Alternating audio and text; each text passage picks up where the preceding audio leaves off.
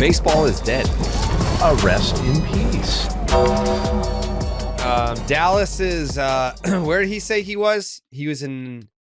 I mean, it sounded like a Japan? downright miserable experience. Yeah, it's a bad travel sitch for DB. Yeah. Wouldn't wish that Yeah. on even someone I liked. No, bad travel sitch for Dallas Braden. But it's me and Jay today on this Monday morning. Hello. Talking ball. Woo! We love baseball over here at Baseball is Dead. Yes, and we do. I have a question for you, Jay. Talk to me. So you are the nugget chef. You are out there cooking up the nugs every single day.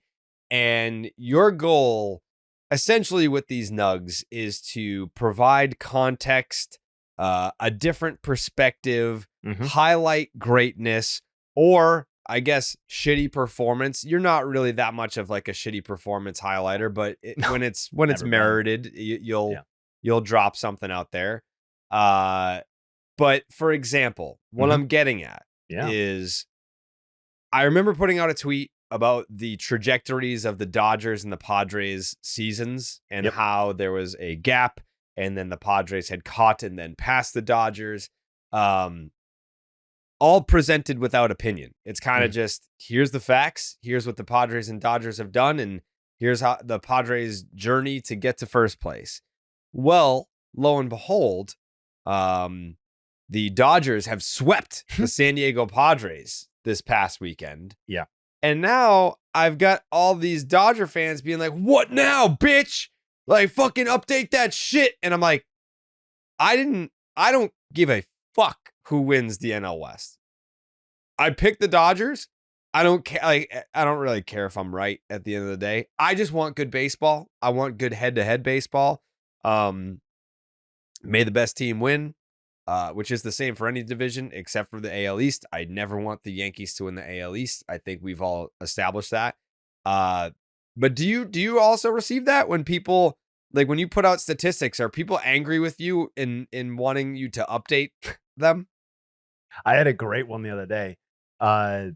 P. Crow Armstrong has been a subject of that recently where like, I don't think I possibly could have tweeted any more about how well he was doing and like his homer stolen base pace and wins above replacement and all that, through the first X number of months of the season. And then, also I will note that, he's been, I know literally the last 2 games or 3 games have been fine, but recently he's been just awful offensively. And those were noted as well. And when he did something the other day, there were a few, now you're back or whatever or something. Like, yeah. It's like, I think you guys were thinking about this the wrong way from the go, but yeah, it's the Dodgers Padres thing specifically. I also fall closer to where you are with not necessarily caring who wins. I also picked the Dodgers.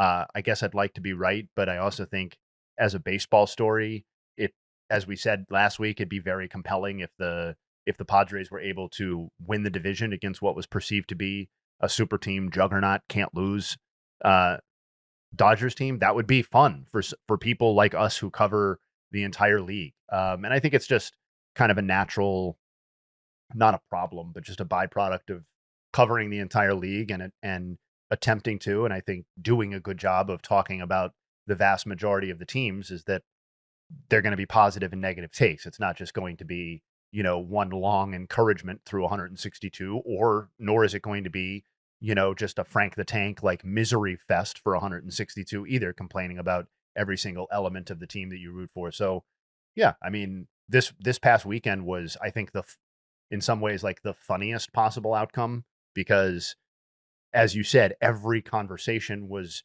being driven as the Padres have caught the Dodgers. Can they really do this? They're now ahead of them, and all this sort of stuff. And rightfully so. That's what the conversation was. But then, for the Dodgers to just kind of summarily sweep them and the Padres offense to kind of be largely MIA over the course of the whole series, just kind of, you're coming into a Monday feeling, oh yeah, like, well, that's what happens, I guess, when they meet head to head, right? Right. Yeah. Like, that's how it feels. Yeah. Yeah. It feels a little like order has been restored. What a wasted weekend for Ramon Laureano. That dude went off this weekend. for no reason. Yeah. Ramon Laureano had himself a weekend.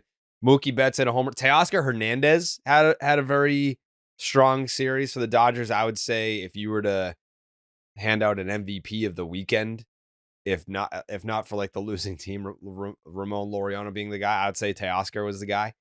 But yeah, it really does just kind of feel like I want them to stay neck and neck. Again, I don't care who wins, but I don't want the Dodgers to like go up 5 by next week. You know, like don't do that. I did think, there were a couple of like, again, never want to make too broad or sweeping of conclusions off of a 3-game series, even head to head. And the nice thing about this is that we're not going to have to wait long to get to see them play again. They start another series on Friday. So yeah, we'll do 3 podcasts and then have a chance to watch them play again. But this was more Machado than Tatis, but Machado and Tatis were 4 of 23 in the series, which is going to be a hard formula for the Padres offense to keep pace with the Dodgers, which they obviously did not in this series. And again, that was Machado being 1 for 12 primarily, but it's not like Tatis carried the load offensively. There was also that kind of semi-embarrassing, like to have your 3 highest paid players all get caught stealing in a loss against your rival was also kind of like not a bad look, but just kind of like, that's not great. But the really, I think the bigger takeaway, because 3 games of Manny Machado is just kind of whatever it is even with the injuries that the Dodgers have sustained that we've talked about in the rotation endlessly, the gap in this series was the starting rotation. And because the Padres bullpen, it was not like unbelievable, but they threw 5 more innings than the Dodgers bullpen and had a lower ERA. So at this point, it's like, what else are you going to ask out of that unit? It was the starting rotation that fell way short. And to zero in even further, like I would identify Dylan Cease as the guy that I walk out of here feeling like, what sort of weapon is he for the Padres in a series against the Dodgers? Because his start in the series was obviously a complete and total mess. 6 walks, 2 strikeouts, and I think a lot of us, to some extent, myself included, keep waiting for previous versions of Dylan Cease to just kind of show up this season. And the deeper we get into the season and the longer he keeps having a 4.5 ERA with starts like he did over the weekend, the less confident I feel that that's the sort of guy who's taking the mound for you in a postseason start or in an end of season key start, or in this upcoming, I haven't checked the schedule, but if he were to start on Friday or Saturday of the upcoming series, like that's a red flag for me, particularly contrasting what we saw like in Blake Snell's start, where he was much, much more effective for the Dodgers. So I don't know, order restored. Yes. Not trying to overreact. Also true. But the Padres starting rotation thing, I think is real to an extent, and it was laid bare in this series. Do you see my Kershaw nug over the weekend? I did. Would you like to share it with the audience? I don't know that it's probably, I don't know that it's still accurate. I would have to double check, but at the time this was accurate. Yeah, it's about the essence. Yeah. Yes. In a season that was being treated like a farewell tour nostalgia act, this was after his Friday start. Clayton Kershaw has made the second most starts of anybody currently on LA's staff, the second best ERA in the rotation of anyone who's made at least 5 starts, 301, with the second most quality starts. That's obviously subtracting Dustin May, who's now Boston Red Sox. But yeah, the moral of the story is like Kershaw this year making the All-Star team as like the Legends pick or whatever. Like that's what they do to guys when they're on the way out. Like he has been treated like a nostalgia act this year. And the chase for 3K, and when it first started out, he was averaging fucking 2 strikeouts an outing, and it was like, sad old Clayton. He's just gonna crutch his ass to the finish line for 3K. He just continues to go out there and perform. I think when you look at this Dodger rotation, which Jay Hay pointed out earlier, has had their fair share of injuries. They traded Dustin May. They got back Blake Snell, who's been awesome. Blake Snell has been a shot in the arm for a Dodger team that has been reeling for probably a month and change. Is that fair to say? Like how long the Dodgers have been struggling in your mind, Jay? Yes, by their standard, for sure. So yes, like it's cool, man. Well, is it not cool that like the Dodgers have been struggling? I mean, they've been facing adversity like a real team. You know, it's like they're not. I don't want them to be these world beaters. Like it's nice to see them struggle a little bit, and it's cool that to the rescue here comes Clayton Kershaw, who everyone was just like, oh, that's nice that he's doing a little farewell tour, but maybe he'll make like 10 starts. Like we'll find you some starts here and there because we don't want to disrespect you. Like we did sign you, but like, you know, you can do like some spot starts and we'll make time for old Clayton. But here he is just grinding his dick and balls off for the Dodgers to keep him in this thing to a point where they were able to sweep the Padres and get back into first place despite all the poor performance. Yeah, I 100% agree about the adversity thing too. It's always more compelling as a sports fan, maybe not as a fan of that individual team, but I do think it ends up more rewarding even in that scenario to see the struggle, to see the adversity. And I would say that that's part of actually what made the Dodgers championship run appealing to me last season. Not even the regular season adversity, but like that they were pushed to a point by these same Padres in that series where it felt like this is really all in jeopardy. And they could really lose this series and they could really wash out without the World Series. And Dave Roberts' job could be on the line and Ohtani's first season could be ultimately, and you're just thinking about these legacy implications on down the line. That's part of what made last season's championship, I think, interesting. And I think you're right that it would be another incredibly compelling chapter given the unique adversities that they faced this season. But to the Kershaw point specifically, you brought up like he's, slogging through to get to 3,000 strikeouts. Like I would say like that was still largely true at the time that he was pursuing the 3,000 strike. And I'm not saying you're not saying that, but like I remember like Dallas and I streamed for that. And I remember we were like, it was not uncomfortable during the stream, but it was like, God damn, this isn't going to happen tonight. And it's like, like this is going to be quote, like it would have been fun anyway, but it was like, this is kind of a waste of time. How many did he need going into that start? Like 3? I think he needed 3. And no, he needed 2. He needed 2 because he finished with 2 strikeouts. He needed 2 strikeouts. And it's like, this is not going to happen. He threw 4 2/3, 5 runs, like 3 walks. It was like a very ugly start. And then, as an aside, we're talking like, do we even stream the next one? Does that feel like desperate? Like, do you come back for that? Anyway, point being, what's insane is that from that start forward, like after that start to the present, June 8th to the present, he has a 2.47 ERA in 11 starts. So to your point about this isn't some charity act, like, it's not only, it felt a little bit like that, and I think it was okay to feel that way at the beginning.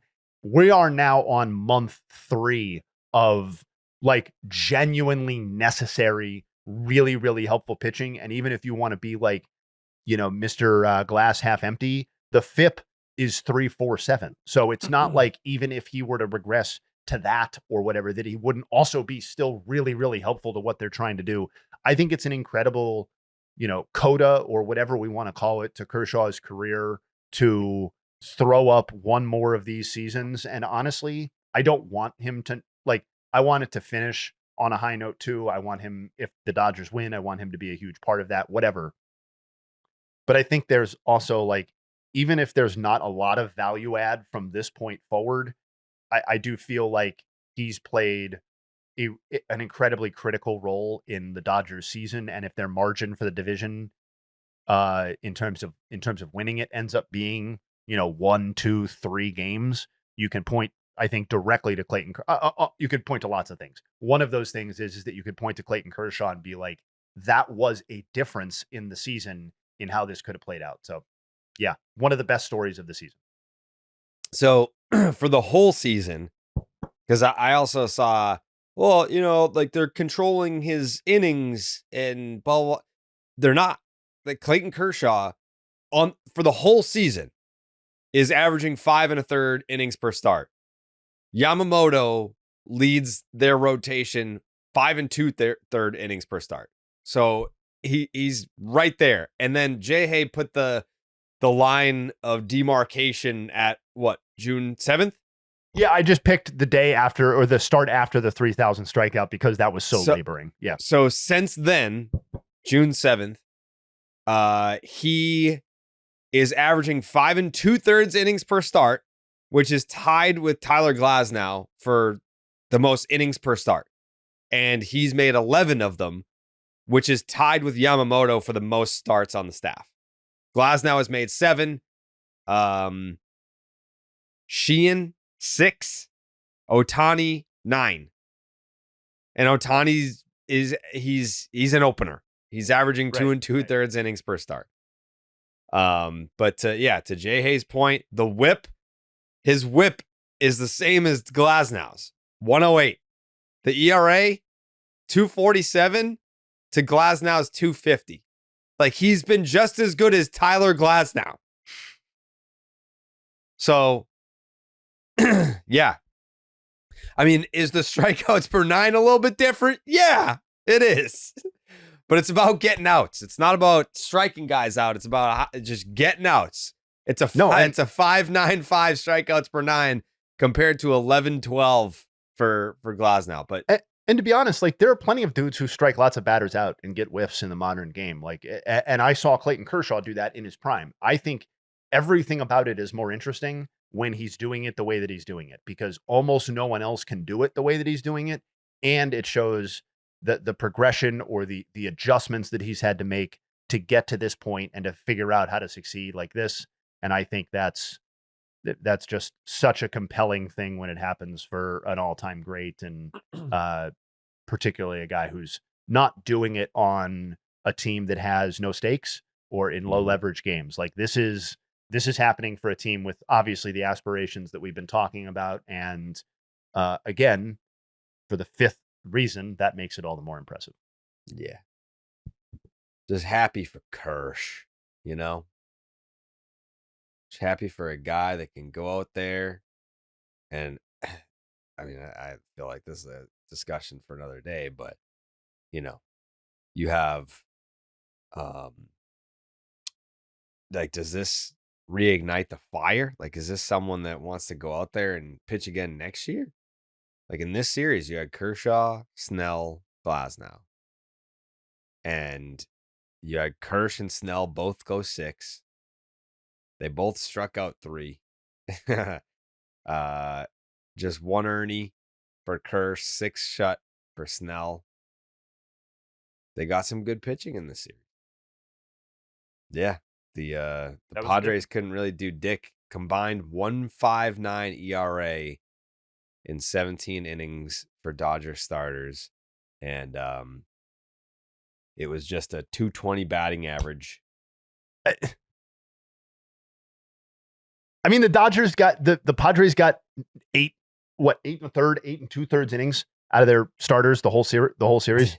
That's not going to fucking work. We all know that. No. And it doesn't matter if one of those was by design anyway. Like, that's the other games need to not play out that way. They can't be that way not by design. Yeah. Darvish has been disappointing this year. Yeah, Darvish has been disappointing this year. Well, and we didn't mention that Mike, I forget where it happened relative to the last pod, but Michael King's back on the IL too. So Dylan, and I forgot or whatever, didn't put in the rundown, but like Dylan Cease, his problems are what they are. Yeah, the walks, that's are what they are. I already talked about it.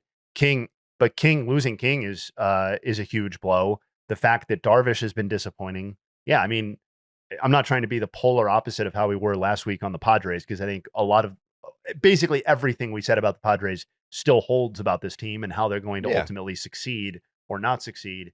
But if the difference between the conversation on Thursday and now is that your ace is back on the IL and your nominal number 2 threw up 6 walks in his start in fewer than 4 innings pitched in his start against the Dodgers, then I think the tone of the conversation can be a little different on Monday when you get swept. Sure. Like it's a simple math here. The Dodgers starters across the board lasted twice as long in this series as the Padres starters. Basically impossible to win. Yeah. That way. Dodger starters went average 6 innings, and you had the Padres starters averaging 3. So that'll do it. That will do it. And how about a pick 'em today, Jay? Hey, I say yes. Yeah. I feel like it's a good Monday. It's a good Monday for a nice little 3-way pick 'em. I think according to BID stats and research, I want to say Monday is the highest win percentage for you of any day of the week. So I think now is the time for you, and now is the time for our listeners. I agree. Do you think it's because I come back to it refreshed after a weekend where it's like some rest and relaxation, that brain fog just goes away and I'm ready to crack those knuckles and get back at it?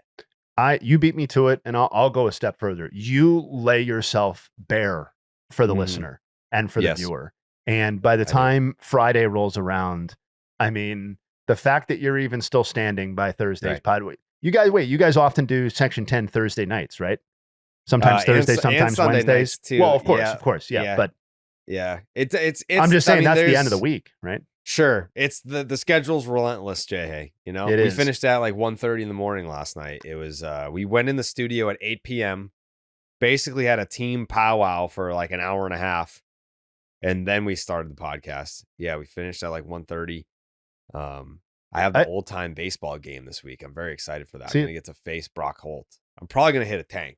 It never stops for you, but we need to make sure that we get you enough rest so that you have the strength to hit those tanks, because as we were saying, like, you know, the pick'em is one small part of it, but it's probably the most rewarding for everybody involved. No doubt. Of everything you and we are involved in. I love making people money. That's right. That's right. I love making people laugh and making people money. That's what I love to do. That's what gets my shit hard. You know, let's start hard here on a Monday. Let's do it. Yes, because the Underdog fantasy app is the easiest place to play fantasy sports. Playing their pick'em game is as simple as just taking my picks. It's really that simple. I'm going to put some out today. I'll probably put some out tomorrow. Thursdays I usually take off because I don't like light slates, but this Thursday, so Thursday has typically been an off day for the Red Sox pretty much the entire summer. Not the case this Thursday. Yeah, we have game 1 of a 4-game set in the Bronx against the Yankees on Thursday. So maybe I'll just do a little Sox pick 'em on Thursday. Maybe. We're also we're about a month away now from all seeing each other again too, right? Yeah. DB comes east. Yeah, let's see if he has the balls to come out east. Actually shows up. Yeah. I wouldn't show up without a jersey or 3. He does owe us a lot of jerseys. So many jerseys. Yeah. I don't think he's gonna like Hosmer is contractually obligated to hang out with us again. I feel like Dallas will just be like, well, I can't do it, brother. Can't make it down there, brother. Gotta go on vacation, going down the Keys, brother. The Keys. Yeah, he's going down south. Gonna want to check that guy's luggage for some contraband jerseys on the way home. Customs. Be sure to do that. Also be sure to he's sign up for the promo code Jared, JARED. Get up to $1,000 in bonus cash and a special pick on Underdog. That's Underdog Fantasy promo code Jared. Do you have another Dallas thought? I mean, could do a whole podcast series on our thoughts on that guy. Yeah. No, I'm just I just happened to look at the date and saw it's August 18th and realized that we're about a month away. So that'll be fun and some good content for the fans and hopefully some layers of clothing for you and me. Yeah, that'll be great. My hopes are not high. They're like rock to bottom. fruition. Yeah. Oh, that he'll come or that he'll come with our stuff? Both. Yeah, I think he has to come, doesn't he? In theory, yes, but I just don't trust it. No. You think he'll even wiggle out of that? I do. He's a slippery guy. That Dallas Braden. That'd be a shame. I'm gonna hold out hope that we see him, but almost no hope that I get what coming to me, or not coming to me, as the case is. Yeah, but yeah, I guess we'll see. We shall. The Milwaukee Brewers won another baseball game. They did. Well, until they didn't, right? Well, yeah. I mean, they won since we last recorded. Yes. The streak is over. Yeah. But it died 2 games after we last recorded? Yeah. 14. Yeah. 14. They only lost on Sunday. That's it. Yeah. Which, like, I mean, you go back to the beginning of this streak, and I had the tweet on, must have been Saturday, and the Milwaukee Brewers over like a 46 game sample were 39-9 or something like that. So over their last 46 games, they had 5 more wins than the Rockies have all season. Yeah. That to me that's sad. Yeah. Yeah. Brother. Like if we go back to July 6th, let's go back to July 6th and see what's up. Yeah, let's go all the way back to that July 6th marker. And I can tell you that the Brewers are 29-5. That's so good. 29-5 over a 34 game sample. And I mean, respect the Rockies, man. Like they're not the worst team in baseball over that stretch. They're 15-20. But it's knocking on the door of that win total. And you know what? Yeah. I want to apologize to Rockies fans because they didn't deserve that. They didn't deserve to get dragged into that. That's not nice to take the Brewers' success and make it about how bad the Rockies have been. But yeah, here it is. Well, over their last 49 games, they're 39-10. 39-10. The Rockies this year are 35-89. So yeah, over their last 49 games, they have surpassed the Rockies win total by 4 games. I think it's fine to bring up the Rockies. I mean, we haven't given them a lot of attention. I think you mentioned somewhere they went 15-20 during a 35 game stretch. And that, I mean, that's probably the most complimentary thing that's been said about the Rockies on any podcast this season.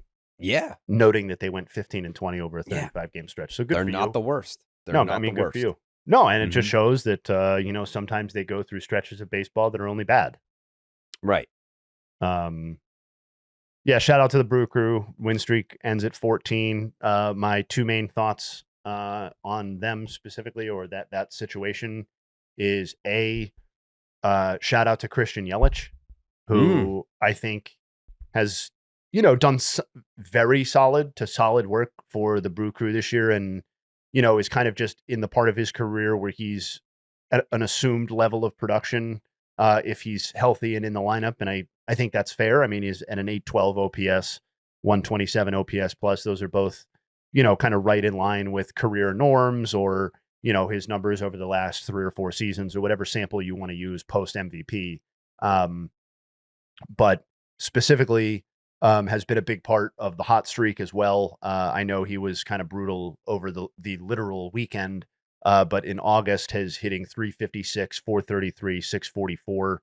With an OPS just shy of 1,100 and 5 homers in 14 games, which is obviously, at least the homers part, is a nice uptick on what he traditionally provides. He's at more than double the homers that he had last season. Even if you go back 2 seasons ago, he has 6 more homers in 28 fewer games played than he did in 23. So cool little, I won't call it a throwback season because he's never been not good, but nice little combination of a return to form / health for Yelich, and he's been playing some of his best baseball lately. And then secondly, in a similar way to us getting a second taste of Dodgers Padres, 4 or 5 days after they conclude the series. I'm excited, and maybe I'm just a delusional idiot, but I am excited to see Cubs Brewers back in action today. A doubleheader today, so that's always kind of fun. You get an early start on a Monday, 2:20 start. But I don't expect the Cubs to make a statement in the sense that we're back in the division hunt. They're 8 games back entering the series. I think, even a sweep. I mean, I guess a sweep would cut that in half, so that would be really, really fun. But that's not what I'm rooting for or hoping for necessarily.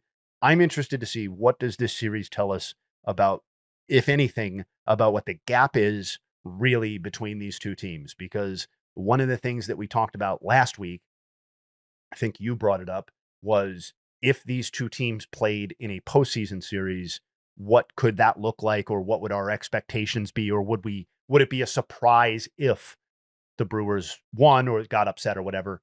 And while, again, you can only draw so many conclusions, we're getting a 4-game series, and I want to see what additional conclusions I can draw about the level of separation that exists between these two teams, because we know one exists.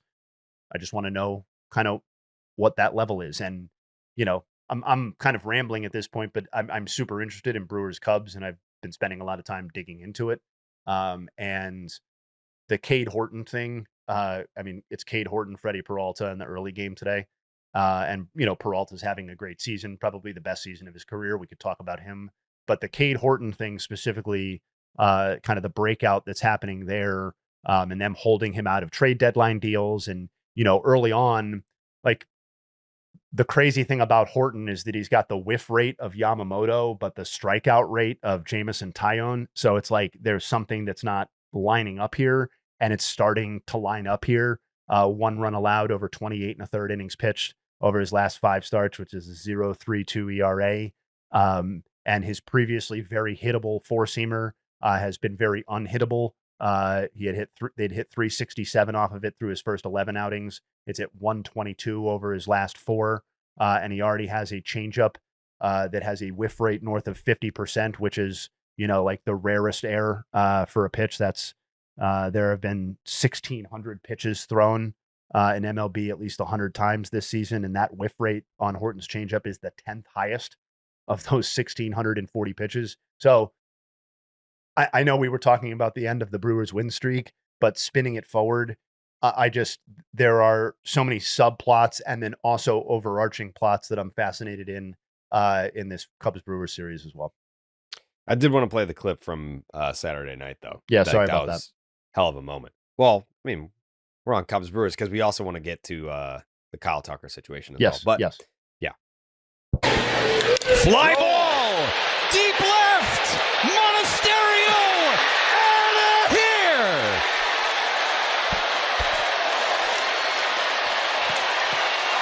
What else is new for the Milwaukee Brewers? Someone new stepping up night in and night out.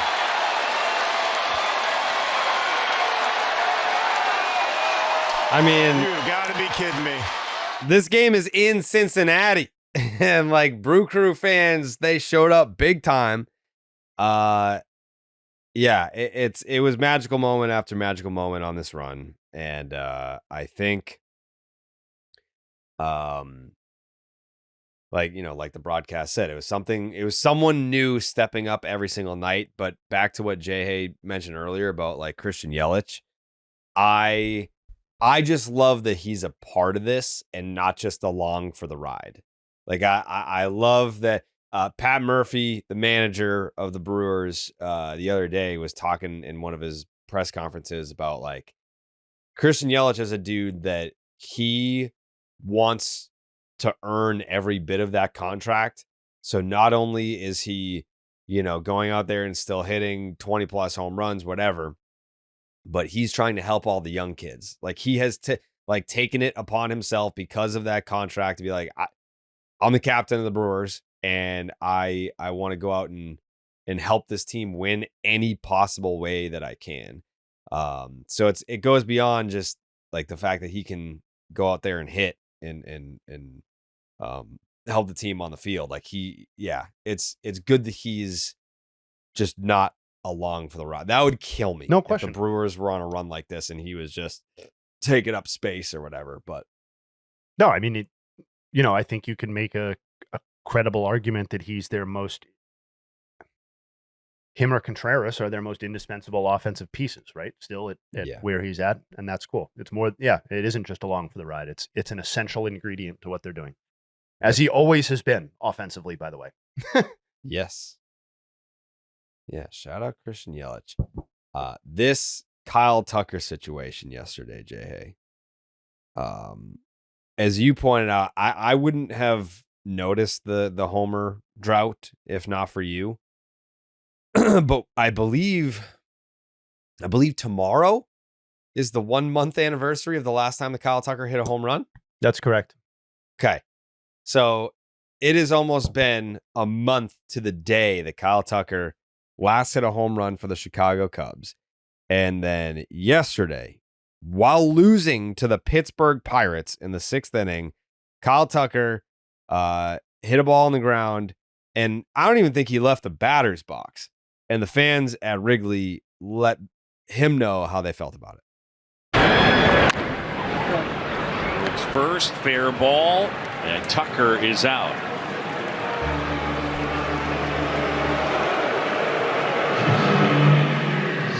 For Kyle Tucker. Yeah, Boog not going to touch that one, but you got booed. And I mean, like, if I'm his agent, I'm in the fucking clubhouse immediately. I'm on the phone with them immediately being like, buddy, like, do you want that number to start with a 4 or a 5 or not? Because like, you can't do shit like teams will look at this and be like, yeah, like when times get tough, do I want someone that's just going to kind of give up, especially in a contract year? Like if that doesn't motivate you, then like, what are we doing? Like $500 million is quite the commitment. Like Vladdy got $500 million, but they knew the player. Yeah. I'm assuming whoever pays Kyle Tucker is not going to be the Astros and it's not going to be the Cubs. It's going to be a brand new organization that does not know this guy. All they're going to know is what they've heard and what they've seen. And that's going to go in the portfolio. It's going to be like, oh, okay. Like when times are tough, he's a roll over and die kind of guy. I don't know if I like that. I mean, I am not, I'll preface this by saying I'm not rooting for this, but it is one of the most glaring instances of a guy, like you can feel the money flying out the window as each game with no homer happens. Like they were, as you said, Vladdy got $500 million. In the wake of that, one of the first questions that was being asked was, well, what does that mean for Kyle Tucker? Because almost everybody in the baseball community is, or was on the same level that Kyle Tucker is a better player than Vlad when they're playing. And that feels much less certain right now. And I think everybody I think anybody looking at Kyle Tucker and being like, this is a $500 million player right now, obviously this is a tough time to be looking at it, would be absolutely fucking insane. And like you're talking about kind of the emotional checkout and that's obviously important. And I agree that will be taken into consideration, but like, I'm still just, I look at it every day. I'm hung up on the production thing with him because like there's so much, it's just such a prolonged downturn. And I know like, yeah, it's one homer over 38 games. That's the stat that Jared's talking about. The last time he homered was July 19th. That's so long ago. And yet somehow so recently ago that the Cubs were leading the NL Central the last time that Kyle Tucker homered, and they're 8 back entering this series. If you go back to August 1st, he's hitting 160 with a 410 on OPS and 0 extra base hits, 1 RBI. So even if you're like, oh, well, he's not hitting the ball with authority, but at least he's moving runners over and he's doing the small stuff. The guy's got 1 fucking RBI in 14 games in August, and he's got 1 homer, 4 extra base hits, and a 576 OPS since July 1st. That's 37 games. So like whether you're looking at the homerless streak or whatever, we're talking about like a full quarter of the entire baseball season where he has been unbelievably useless. And his season-long OPS is the lowest it's been since March 28th, when he got off to the brutal start, like 4 games into the season. I don't know what the number is that he's costing himself, but honestly, I think right now it's in the hundreds of millions of dollars. I really do probably think, buddy, I know how you're looking at me, and maybe I am crazy. We were hundreds. talking. I would say like maybe 100 million. Hundreds, plural. That's okay, strong. That's a strong take. So Vlad got the 500, right? And I don't think a lot of people really truly thought that Kyle Tucker was going to build significantly off of that. But I do think some people were like, well, he should get 500 million then, or he should be asking for 450 million. He's a low 800s OP or mid 800s OPS guy. If that's what he is, and not a 900 OPS like MVP caliber bat, I do think that's exactly the point at which these contracts start to contract rapidly in terms of what's being offered, because the market has said, we will fucking pay you everything if you are a star player, a star player. If you are not that, a lot of questions then. Like how many position player contracts have been issued recently for $200 to $300 million? I don't mean to put you on the spot. I think the point is that there's not many of them. I don't think. Yeah. Like I'm thinking like Tatis. I'm thinking. And and even that's years ago. I'm talking about like truly recently in a way that would impact a Kyle Tucker market. I feel like anecdotally it's the mega deals, and it's the Willy Adames, Matt Chapman, that kind of ballpark of offer where, you know, or an Alex Bregman thing, where you're getting maybe a very high average annual value, or you're getting $180 million, but those guys were not getting $275, $325 million. So if we were talking about Kyle Tucker getting 450 or 475, and now he's probably, you could, if you're arguing against the case for him, you could argue he's closer to these other guys. Like, is he better than Alex Bregman? If this is the type of season that he delivers, if he delivers a 5-win season, he's at 4 right now, and he's doing nothing to advance that case. He's moved in the opposite direction. He's cost himself, I believe, 0.6 wins above replacement, 0.7 wins above replacement over this stretch. So he's moving in the wrong direction. If he can rebound and get back to 5, or he gets to 4.5, isn't he more like an Alex Bregman or a Matt Chapman in terms of overall value than he is a Juan Soto, or the overall value that the Blue Jays believe that they're deriving out of a Vlad Jr. star wattage plus franchise legend plus production thing? I think that gets really interesting. It for sure. And I think I'm trying to put myself in the position of the player. And as you talk about all this, I'm sure he is very aware of all of it. You know, like I'm not saying like our takes. I'm saying like the slip sliding of the wins above replacement, the fact that he hasn't hit a home run, the fact that it's a contract year, the fact that I'm sure there are people in his ear being like, buddy, you're costing yourself hundreds of millions of dollars. Like, that has to creep into your head. And when you don't run out a ground ball to first base, that must be a mountain of pressure to have to live up to. Not just the fact that you're on a team that blew a big lead in the division, but that the impending free agency is looming. And I'm sure the Cubs haven't approached him or whatever. Like, they're not. I don't think that they're going to be in the ballpark of what he's looking to sign for. So I don't know. It's and part of the frustration. Yeah, for sure. And part of the frustration for him has to be that he's looking around being like, is anybody going to pick me the fuck up? Like, are any of you key contributors going to step up when I'm dog shit? Because, and I'm sure the other people are looking at the other people, including him, and thinking the same thing, right? So this is not just But as we've outlined on previous pods, the Cubs offense, at least in terms of like not Nico Horner and not Matt Shaw, has been like really genuinely pretty bad over the second half, or whatever arbitrary line you want to draw. Bush, Suzuki, PCA offensively, and then obviously Tucker. And yeah, so that I'm not excusing him in any way, but I do think there's probably like, yeah, I am frustrated because I'm playing the worst baseball of my entire professional career in what you could argue is the biggest moment of my professional career in terms of money making and legacy built, whatever. And probably not legacy building, but money making. And I'm flailing, and none of you assholes are doing a goddamn thing about it. That also probably sucks, because they're like, if I'm on that team, I'm sitting there being like, aren't you supposed to be the $500 million man? Like, 100%. You're that guy? And the like, second highest picking us up.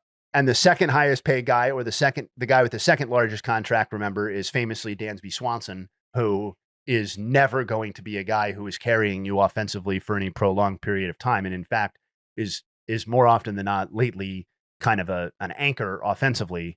And those are your two highest paid players, or whatever we're going to call them. And they're obviously not your traditional versions of that. In the second half of the season, the Cubs season, the aforementioned Nico Horner is hitting .327, very good, with a modest .755 OPS, which is really good for him. It should be sure. Noted. Yeah. Yes. The rest of the lineup, so your Pete Crow Armstrongs, your Dansby Swansons, Ian Happ, Seiya Suzuki, Tucker, Bush. That's seven batters? 6. 1, 2, 3, 4, 5, 6. 6 batters. Collectively, that group is hitting .209 with a .646 OPS. So you've got Nico Horner trying to carry the load for quite literally the entire Cubs lineup. Everyone else is hitting just above the Mendoza line with a .646 OPS. So, like, if I'm Kyle Tucker, I'm looking around at everyone else being like, I get that I'm asked right now, but who isn't? Nico Horner. He's the only dude that can be like, yeah, no, like, I came into the second half swinging. Everyone else in the Cubs lineup hasn't done dick. So we could either see a 12-game deficit, a 4-game deficit, or we could be sitting somewhere right around where we're at right now, coming into this 4-game series. And what a better time for some of these guys to finally get going. I'm just not sure with the Kyle Tucker stuff. Like, I'm not reporting anything, obviously, but like it does have the profile of a guy to some extent who's not playing at peak health or whatever. Like, with the lack of driving the ball and some of the pull related numbers that you can dig into, it's just like, is this going to be one of those things where we're like, oh, the guy an apology after the fact because he's playing with like a broken hamate bone or something, and can't generate anything going. But that is kind of that's kind of neither here nor there to whether he's costing himself money or whether it's a devastating blow to the Cubs' chances as they were, hoping to win the division as recently as a couple of weeks ago. Yeah. And Michael Bush, when he does hit the ball, hits the ball very hard. But the strikeout percentage, 30.7%. Dansby, 31%. PCA, 29%. And like, to his credit, Kyle Tucker, 16%. Yep. Nico Horner, 7.2%.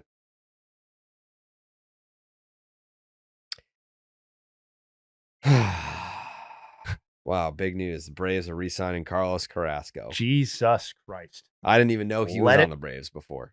Yeah. No, I did actually. And I actually asked why they were still giving him starts. And then everybody was like, oh, haven't you seen classic internet? It's like, everybody's injured. Didn't you know that? Or like, oh, they don't want to start the clock on their minor league guys. And I'm like, I know everybody's injured. I understand that they don't want to start the clock on their minor league guys. I don't give a rat's ass. Carlos Carrasco, who I love, by the way, like one of my favorite Guardians, and seems like a genuinely good dude, has been cooked for years. His ERA is north of 6 in 50 plus starts since 23. It's like, I don't care who else you have or don't have. Like, signing Carabas to give you a start would probably be a better plan, given the economic boon that you would have for that game, at least, than trotting out Carlos Carrasco. Like, oh, we're tanking.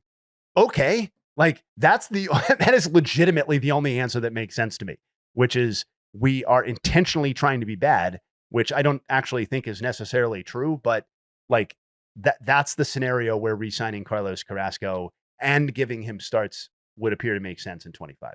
Anyway. Yeah. Welcome back.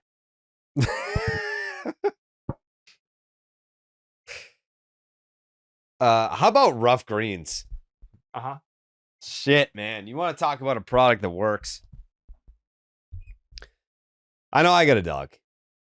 I know a lot of you listening have your own pups at home. And we love them. We want what's best for them. We want long, healthy lives for our pups. And that's where Ruff Greens comes into play. I got Ace downstairs right now, and he was being really picky about his food. We were like, all right, man, we got to find something. We got to find something that's going to spice up his diet while also putting him in a position to live a long, healthy life. Traditional dog food is shelf stable for years because it's lifeless. Ruff Greens brings the nutrition back, packed with live vitamins, minerals, probiotics, digestive enzymes, and omega oils. Ruff Greens was created by a doctor. Dr. Dennis Black is a 40-year cancer survivor and has been helping humans and their pets for over 25 years. Ruff Greens isn't a dog food. It's a live nutritional supplement you add to your dog's food. You don't have to change your dog's food to improve your dog's health. Just add a scoop of Ruff Greens. It is that easy. Don't change your dog's food. Just add Ruff Greens. Ruff Greens is offering a free Jumpstart trial bag. You just have to cover the shipping. Use the promo code BID to claim your free Jumpstart trial bag at ruffgreens.com. That's Ruff, R-U-F-F, greens.com, promo code BID. So don't change your dog's food. Just add Ruff Greens and watch the health benefits come alive. Shout out to Ruff Greens, man. It's making Ace a happy pup, I can tell you that.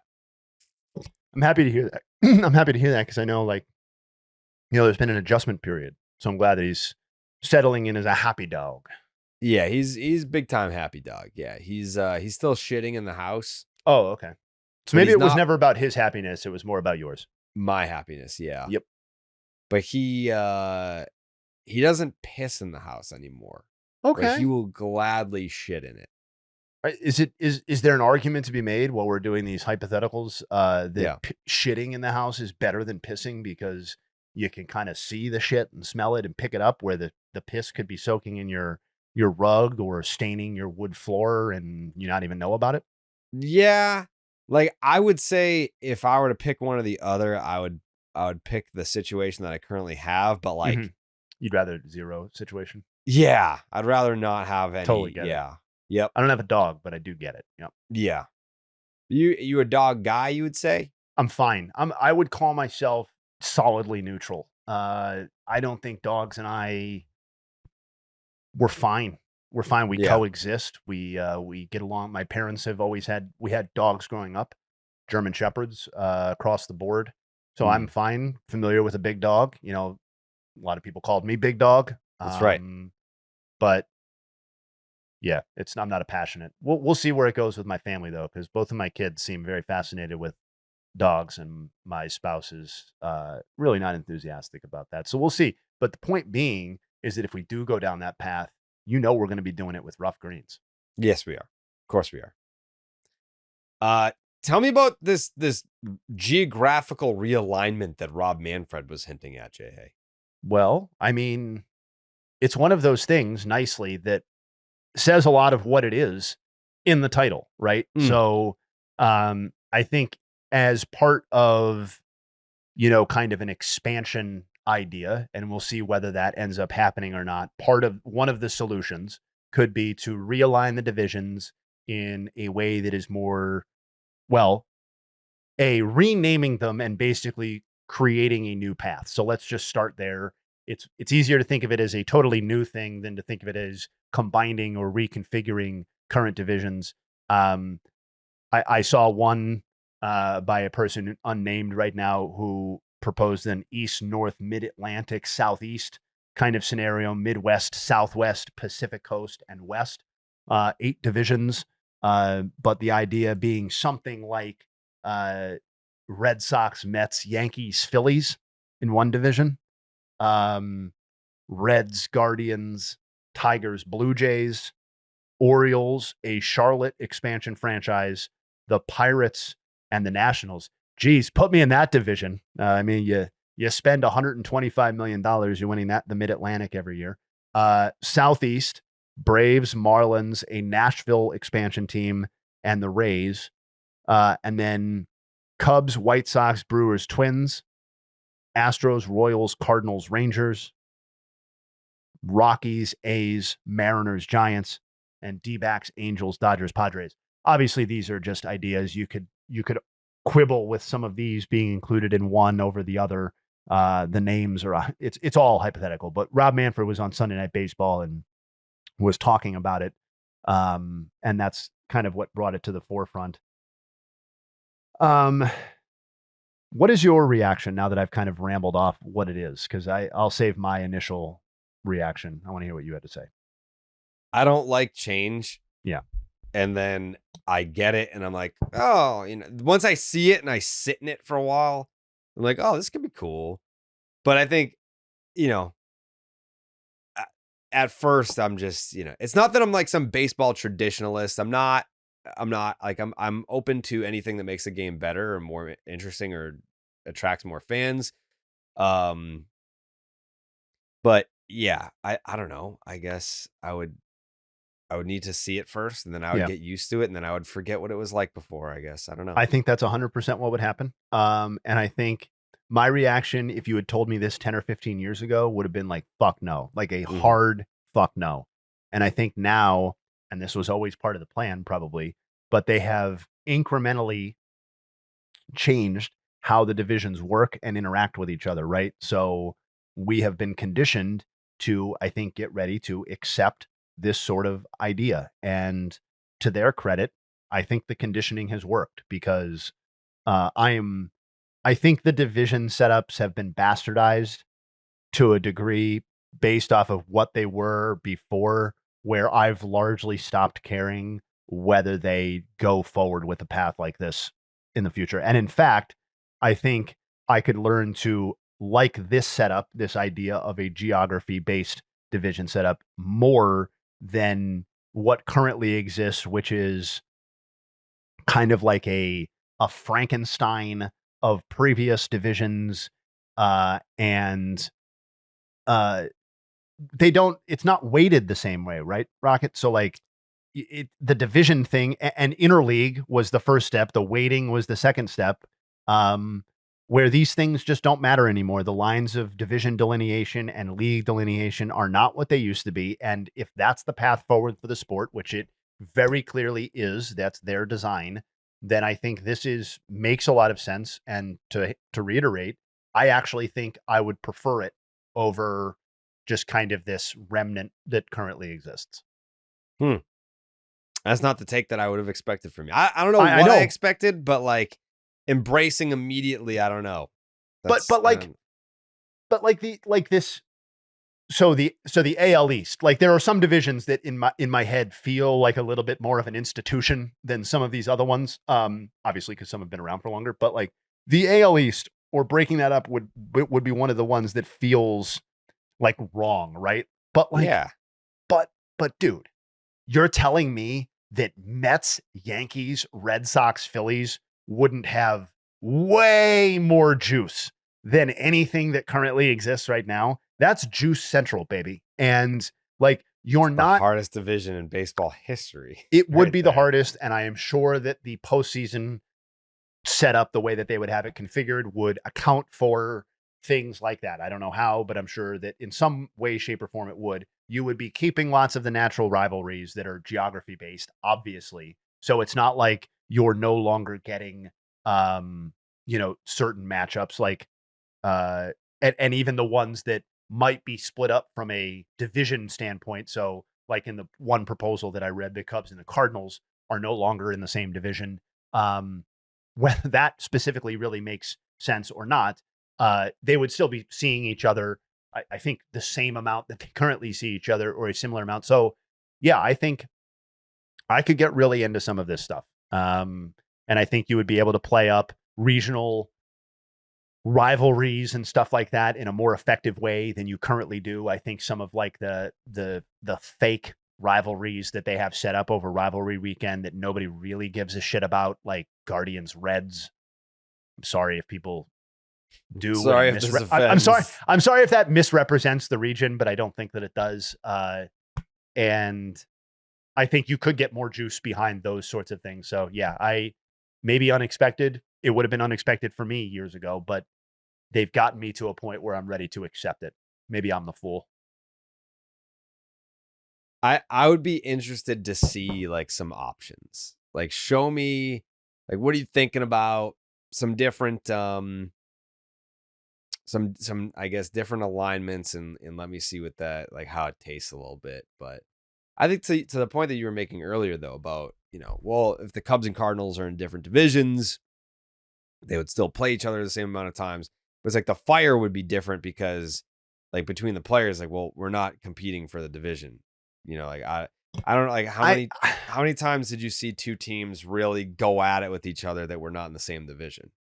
I guess I just think like I think you would get enough of those we're going at it for the division things where like those like we would still, again, one possible version of this, but like you would still have Cubs Brewers. Like that would still be a thing, which right now, quite frankly, is a lot more interesting than Cubs Cardinals. You would have Cubs White Sox in the same division, which has obviously is a current rivalry, and we would need the White Sox to be like a franchise that wakes up in the morning. But that has obviously epic potential, keeping not only Mets and Yankees in the same division, but Cubs and White Sox. Maybe the California teams are all in the same division, or maybe they're split up across a couple, whatever makes sense. I don't know. I like it. I'm on board, and I'm obviously not just some league mouthpiece or lackey. That's not who Jay Hay is. No, it's not. It's never has been. No, except when I was, I guess, employed by them. I by definition had to be a league lackey, but no more. No more. Those days are done. I know that you're on a tight schedule today, as am I. I got the Jimmy Fun Telethon. Is there anything specific that you wanted to get to before we get out of here? I think there was. Shout out to Cal Raleigh hitting his 47th homer. Yep. I don't think we're going to end up getting a real tried and true home run race in the way that maybe we had hoped for in the first half. But if Shohei and Raleigh both make runs at 60 homers, or Raleigh breaks the single season catcher home run record, not a terrible season. And to his credit, he still keeps going. He's now one homer away from tying Sal Perez's most home runs in a single season by a primary catcher record.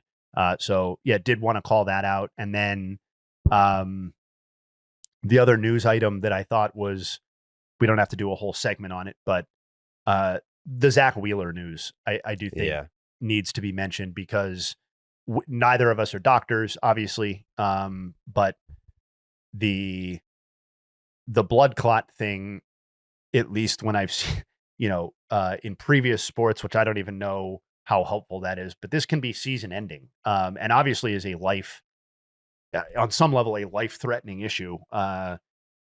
Even if his life is not like literally immediately in threat, and that's the most important part. The secondary part is that this is the ace or co-ace, if you think Christopher Sanchez has ascended to that level, of the Phillies. He is a regular Cy Young contender. He's one of the best pitchers of his generation. And you would think he's integral to them capturing the World Series that this team is built to win, and their window is right now. So I hope it ends up being whatever the minor version of this kind of thing is, but he's on the shelf. There is no timetable, and it's August 18th. So in the sense that, with the caveat that obviously him competing in baseball games is not the most important thing when dealing with blood clots. It's not like a torn elbow ligament. You just have to wonder what does this do for the Phillies' chances moving forward, and then secondarily for his career moving forward. Where does that stand? So huge news, given that he's one of the biggest, most important pitchers in the game. Yeah. I mean, that shit was scary. Wishing Zach Wheeler the best with all that. Do you have any award-winning nugs, Jay Hay? I took a little bit of a different approach today. I have one singular gold nugget. Okay. Oh, wow. Okay. And it's not super complicated. A gold nugget. But it is the sort of thing that I wanted to make sure that we drew attention to, because sometimes when things happen over the weekend, it's easy to lose sight of it. Right. Justin Verlander on Saturday night, in what was arguably his best single performance of the entire 2025 season, which unfortunately ended in a loss for the Giants, included him passing Walter Johnson on the all-time strikeout list. And I know that's kind of a cop-out as a nug. 3511 is the new number for Verlander. But in a year where we've spent time kind of enjoying what could be the last ride for some of these guys, and in a podcast where we spent 5-10 minutes, I think giving proper respect to what Clayton Kershaw has done on a contending level team, while Justin Verlander is A, not pitching at that level overall, and B, not pitching for a team that currently has World Series aspirations, and C, may only have one win in 21 starts. He did pass Walter fucking Johnson on the all-time strikeout list. And as somebody who has made a career out of baseball content and stats primarily, Walter Johnson is the gold standard for pitching excellence on any search that you would ever run. And I know lots of listeners, most of the listeners know that.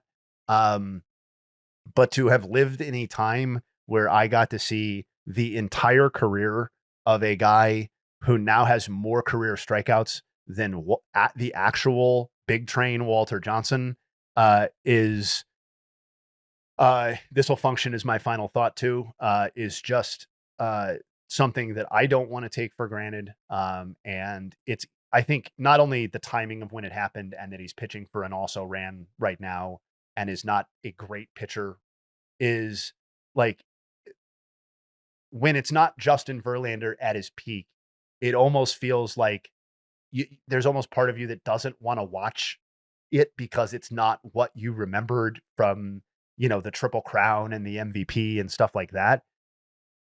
But that's how it is for all old pitchers all the time. And that Justin Verlander has a 4.23 ERA, 106 innings pitched in his age 42 season, and just past Walter Johnson is, to me, incredible. And it is not necessarily the end of the line for him as it relates to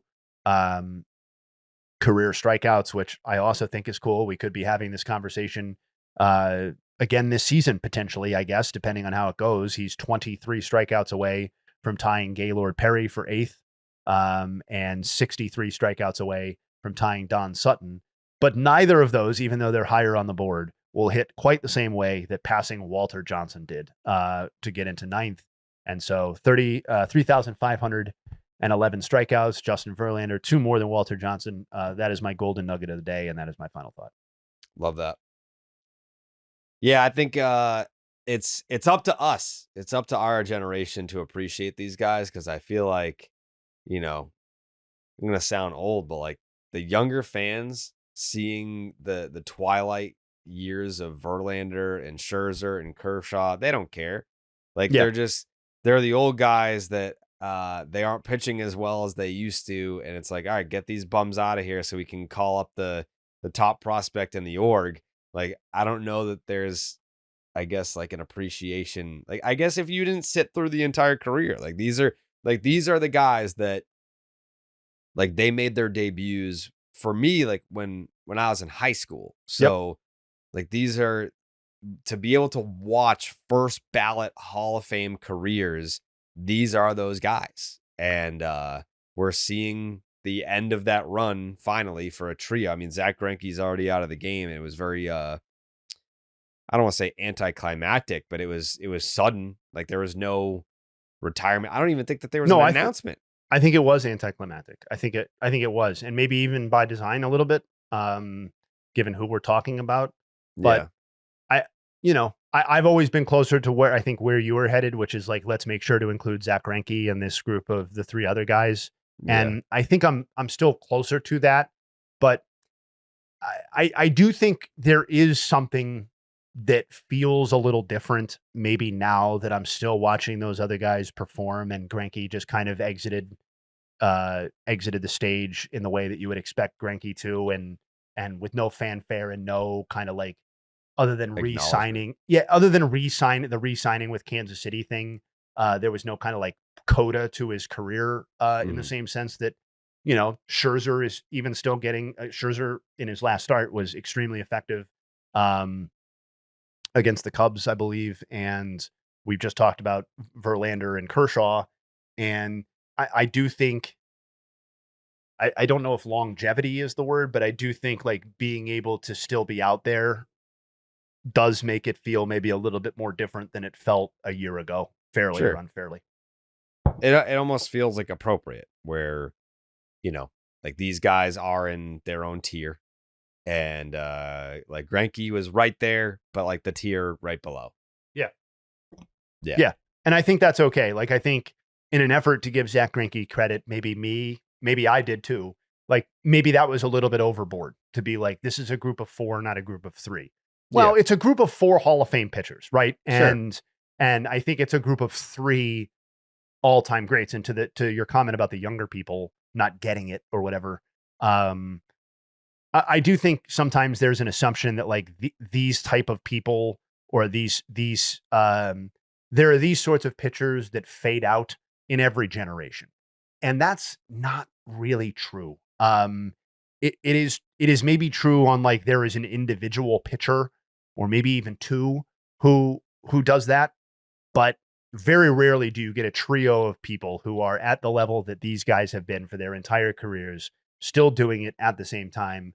And that, this is one of those conversations that I love, but that we've done a lot and is more of the off season. But like, these are 3 of the greatest pitchers of a number of decade period that you want to go back in baseball history. And they're not just the 3 greatest pitchers of this era. And again, gotta respect. Sure do. All right. Dallas will be back with us on Wednesday. Excited for that. And check out Slab Lab. Yep. The Sean Mania episode is out. Very great episode. And our vlog with Eric Hosmer on our YouTube page. Please subscribe to the YouTube page. Trying to get those numbers up for the postseason. A lot of stuff happening for the postseason in terms of ideas, streams, different things that we're going to be working on content-wise for October. This is probably, I guess, in all my years of doing this, is probably like the earliest we've kind of like gotten out in front of our content plan for the postseason ever. So yeah, excited for that. Stay tuned. Subscribe on YouTube. Baseball is Dead merch is coming soon. The website is in the process of being transferred over and kind of rebuilt. But I'm also kind of like, that's a side idea. We'll talk about it later. Right. But yes, merch will be coming soon. Thank you for watching. Thank you for listening. We'll be back on Wednesday. We'll see you guys then. We gone.